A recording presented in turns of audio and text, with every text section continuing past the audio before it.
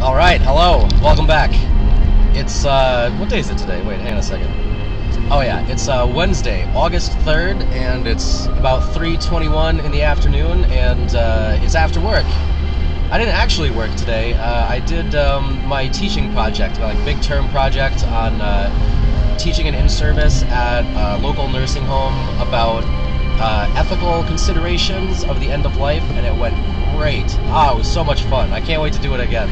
I did get video, so stay tuned, and I'll shortly have some video up of that.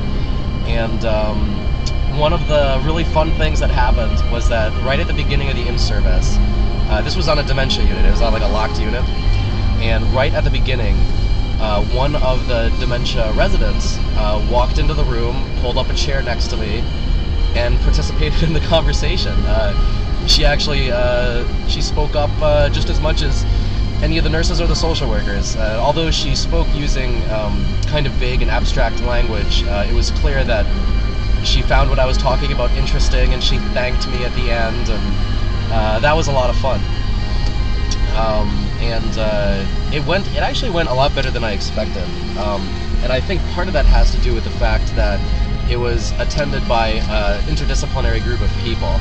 We had nurses' aides, we had RNs and LPNs, and we had social workers, and there was one person there who I think might have been an administrator or somebody in the business office or something like that. So I think the advantage of that was that because there were people who represented the different types of disciplines, they all had different approaches, and they were all eager to share their point of view with their coworkers who were in different disciplines, and kind of everybody was putting their heads together with like the case studies and stuff. And it was just a lot of fun, and I can't wait to do something like this again. There was recreational therapy, somebody in recreational therapy stayed afterwards and talked to me, asking questions about what hospice was all about and what kind of services hospice agencies provide. So that was cool. I got to educate somebody new in their job about what the benefits of hospice are and what it means, and it was just really well received. And the community outreach person from my employer who came with said that compared to other in-services that she's been to, she feels that I had really good attention from everybody, even though there were a lot of distractions, like people coming and going and announcements over the loudspeaker, which I just kind of laughed off. You'll see when you watch the video what kind of stuff was happening early on in the thing. But everybody was really engaged. There was a lot of good eye contact, and there was a lot of good participation.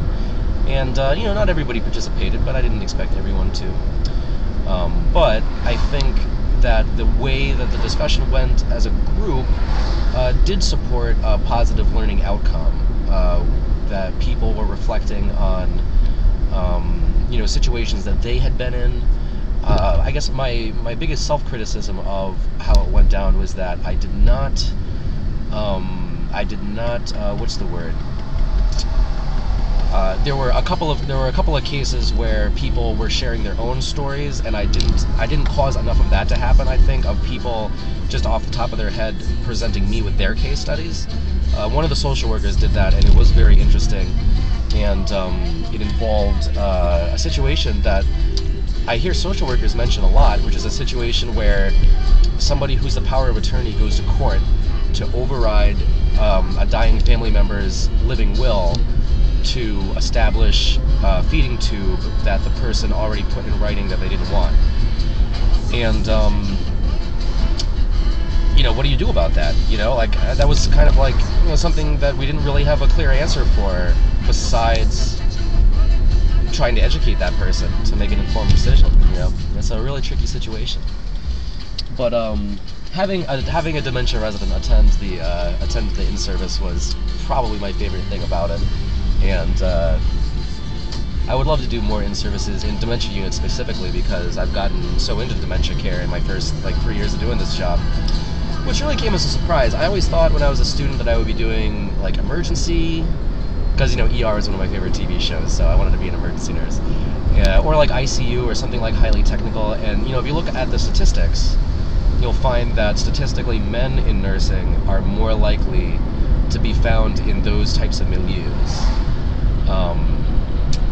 but I really like what I'm doing now. I didn't expect to, but the intellectual challenges and the moral challenges and the philosophical challenges and the management challenges, and it's just very, very stimulating intellectually, and it's something I want to encourage new nurses of both genders to really consider as a viable career option. Not necessarily. Like a viable job to have, like, on your way to whatever your next degree is, or whatever. Like really consider it seriously as a job that will teach you a lot and provide you with a lot of worthwhile challenges. Next I have to do my homework next. It's due at midnight, but that is the only thing I have to do for the rest of the day today. And when I told at the end of the in-service, when I told everyone that I was happy to stick around and chat because I had nothing else to do that day, everybody laughed. And maybe I have a future as a comedian. I don't know, but it's something that I can't really seem to help. Trying to like say things that will make people laugh. As part of my nursing practice that I do with patients, so maybe I can't help doing it with my coworkers too. But it's nice to be surrounded by laughter. It's very similar to crying in a way, for reasons that I won't go into too much.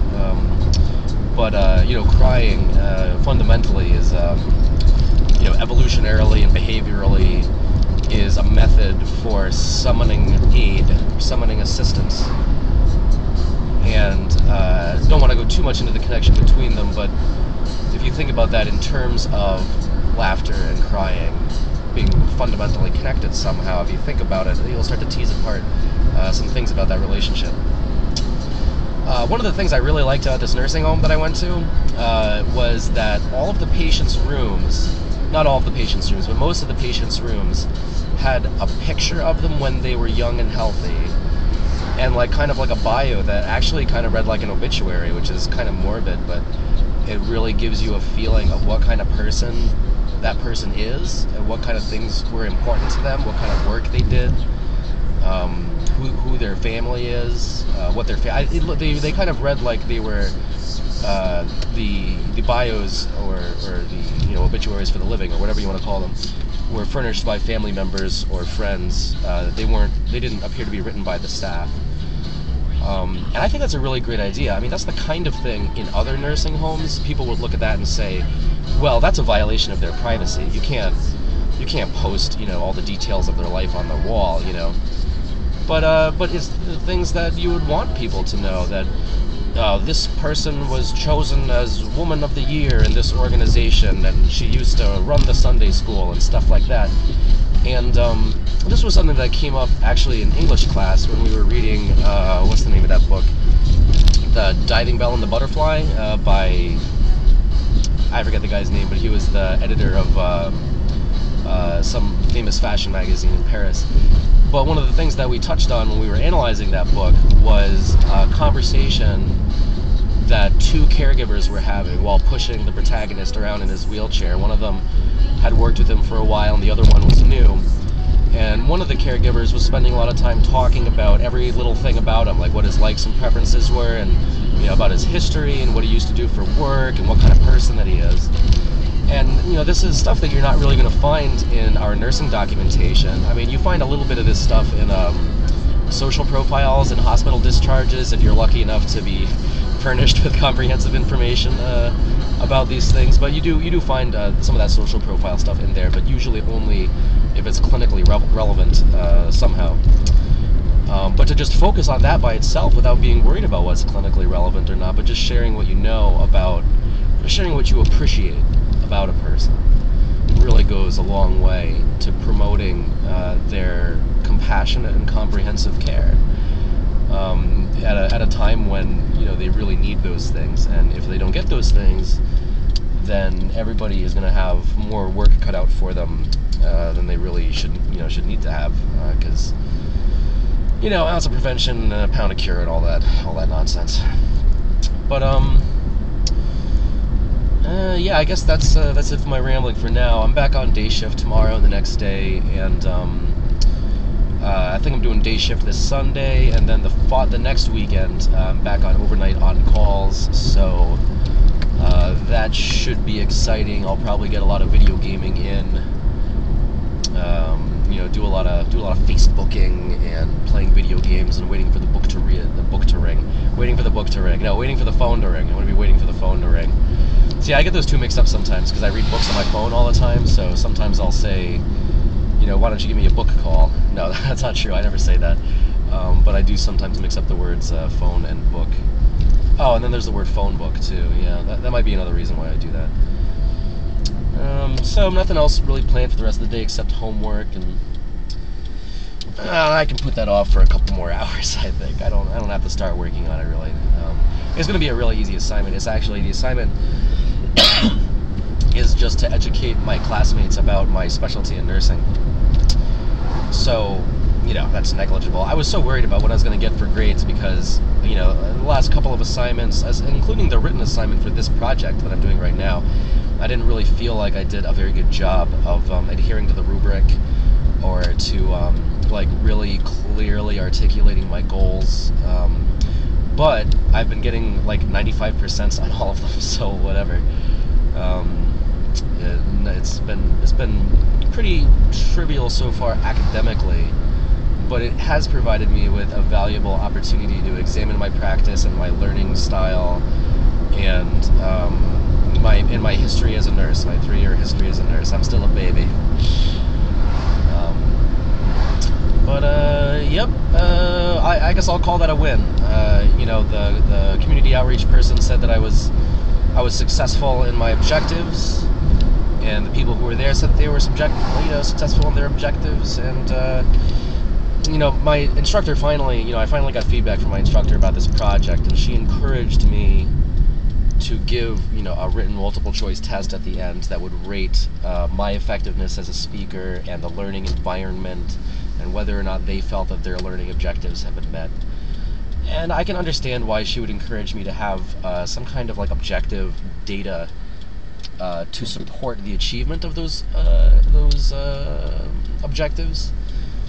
But I'm satisfied with the conversation, with just knowing that people were paying attention and thinking about it, about the issues that I was bringing up, and that they knew where they could go for more information if something else comes up later, So, in my mind at least, the educational objectives were met. And they're talking about, me doing more of these in the future, so I'll call it a success for that reason too. I don't know if I'm supposed to fill this out on my time card as work.